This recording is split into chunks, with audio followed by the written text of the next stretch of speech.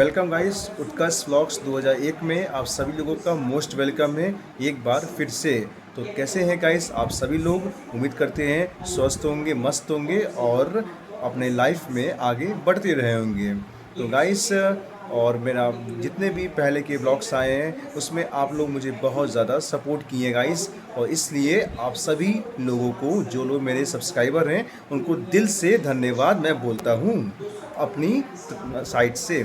तो गाइस, मेरे व्लॉग्स जो आजकल लेट आ रहे हैं इसके पीछे मैं बहुत आजकल बिजी चल रहा हूँ, इस वजह से मेरे व्लॉग्स जो हैं वो लेट आ रहे हैं। पर अब से मैं पूरा ट्राई करूँगा कि बहुत जल्द मेरे न्यू व्लॉग्स आएँ।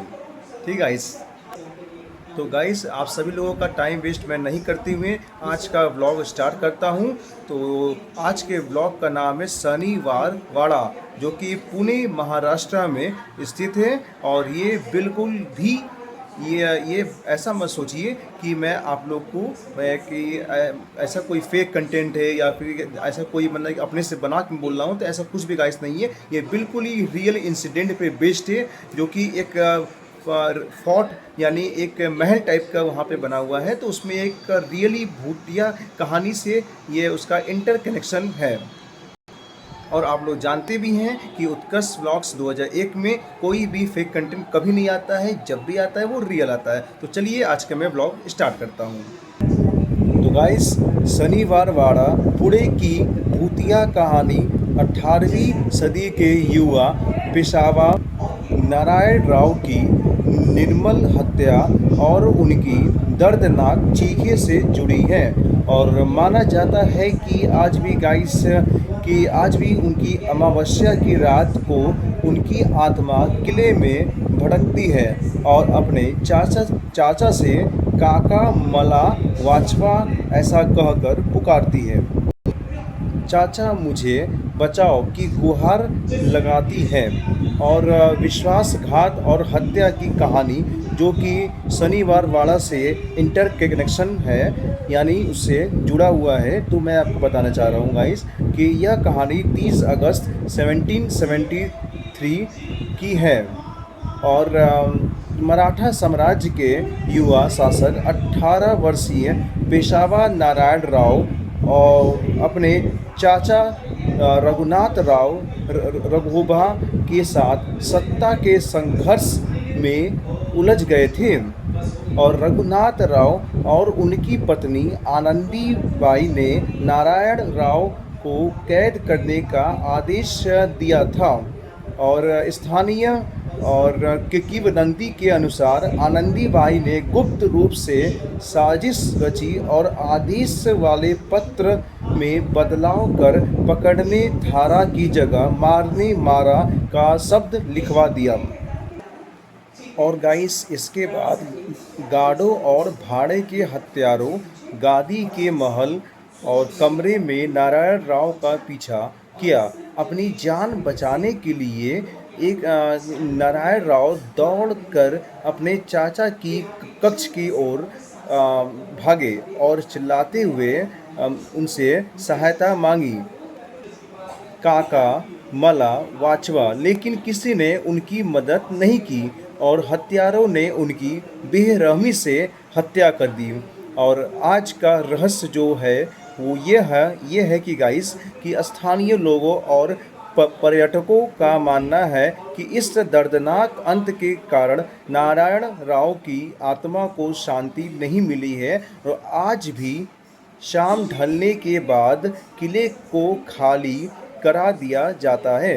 और आसपास के निवासियों का दावा है कि विशेष रूप से अमावस्या की रात को किले के खंडरों से एक युवा लड़के की रोने और काका मला वाचवा चिल्लाने की आवाज़ें आती है। ऐसे ही वहाँ के स्थानीय लोगों का मानना है। और गाइस, जो उनकी पत्नी थी आनंदी बाई, वो ही उनके खिलाफ एक बहुत ही गहरी साजिश ऐसा उन्होंने प्लान किया था। और जैसे कि क्या कहा जाए कि उनके गुप्त रूप से साजिश का उन्होंने एक ऐसे इसको अंजाम दिया। और आदेश वाले जो पत्र आपको लोगों को मैं बताया कि आदेश का जो पत्र था वो उसमें बदलाव करके बहुत ही चालाकियों से उसको पकड़ने यानी धारा की जगह मारने का शब्द का उपयोग किया गया। तो ये बहुत ही संगीन जुर्म उन्होंने किया था, आनंदीबाई जो कि उनकी पत्नी थी। और ऐसी औरतों को लालत है कि जो अपने पति के खिलाफ ही साजिश को अंजाम दें। और ये जो अब के समय में ही नहीं, ये पहले की कई साल पहले की घटना है गाइस। और जबकि 18 अगस्त 1773 की मान लीजिए बहुत साल मान लीजिए कि ये घटना है। पर ऐसी घटनाएं पहले भी होती थी, आज के समय में हो रही हैं। तो ऐसे विचारों पे रोक लगना चाहिए और ऐसे लोगों को कड़ी से कड़ी जो भी वो भी उनको अंजाम देना चाहिए, ताकि उनको एक ऐसा उनको ये फीलिंग हो, यानी उनको एक सबक मिल सके कि ऐसी घटनाएं को अंजाम देने से 100 बार सोचना चाहिए गाइस। तो गाइस, युवा पेशवा नारायण राव की जो दर्दनाक हत्या और उसके बाद से उनकी भटकती आत्मा की कहानी मैंने आप लोग को बताया। और ये जो उनके साथ ये हादसाएँ हुई थी उसकी मतलब कि सबूतें आज के डेट में भी वहाँ मिलती हैं। और स्थानीय लोगों का मानना है कि अमावस्या की रात को उनकी चीखें पूरे महलों में, पूरे फोर्ट या कहे पूरा गूंजती है, बहुत तेज़ तेज़ गूंजती गाइस। और कई लोगों ने उनको अपने स्पष्ट रूप से वहाँ पे चलते हुए देखा है। और वो बहुत ही मतलब कि अच्छे इंसान थे। और गाइस, रहस्यमयी आग की घटना भी वहाँ पर शनिवार वाड़ा जो कि पुणे महाराष्ट्र में स्थित है वहाँ पे हो चुकी है।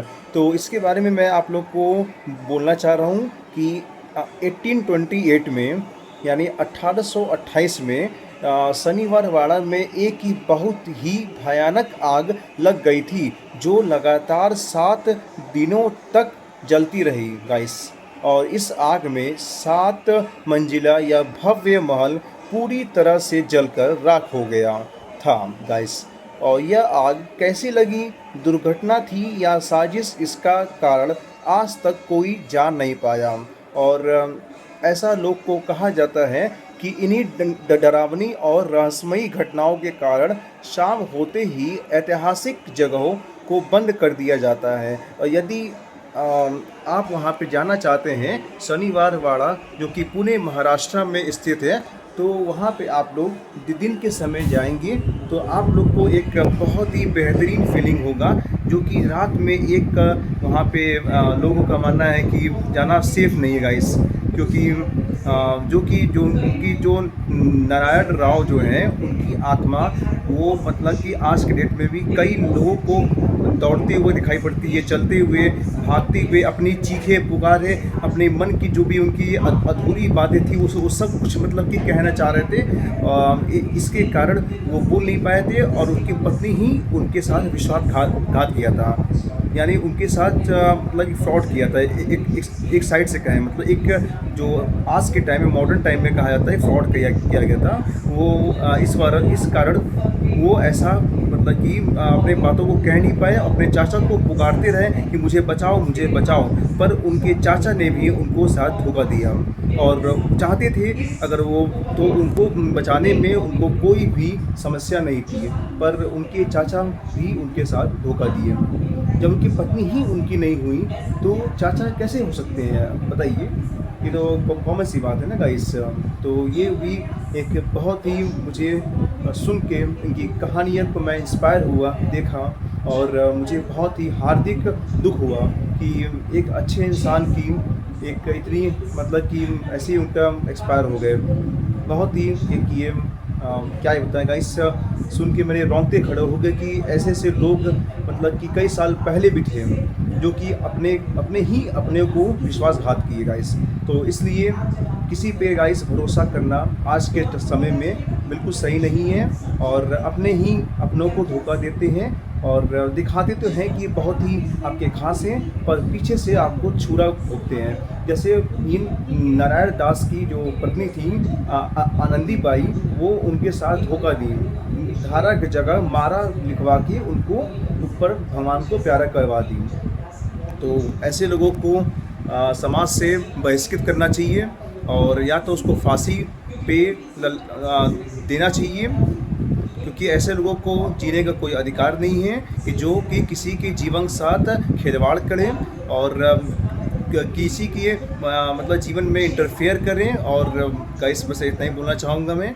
और मुझे बहुत ही हार्दिक ये आपसे मैं बताना चाह रहा हूँ कि मुझे बहुत ही दुख हुआ कि अच्छे लोगों की पूछ इस समाज में बहुत ही कम है और जो लोग विश्वासघाती हैं उनको लेके लोग समाज में उनको अच्छा बोलते हैं। तो ये जो इनके मतलब एक्टिविटी है, जो चाल चलन है, बहुत दिनों तक सामने नहीं आता है, पर एक न एक दिन जरूर सामने आता है, क्योंकि जो सही चीज़ है वो पक्का एक दिन सामने आता है। ठीक है, इस झूठ हर तरफ है और सही सिर्फ एक जगह है। ठीक है, तो 100 में से एक इंसान तो पक्का सही है, तभी इस धरती पे अभी तक लोग टिके हुए हैं। कुछ अच्छाई भी है तो कुछ बुराई भी है, दोनों को बैलेंस करके हर इंसान को चलना चाहिए। तो देखना चाहिए कि पहचानना चाहिए कि ठीक गाइस।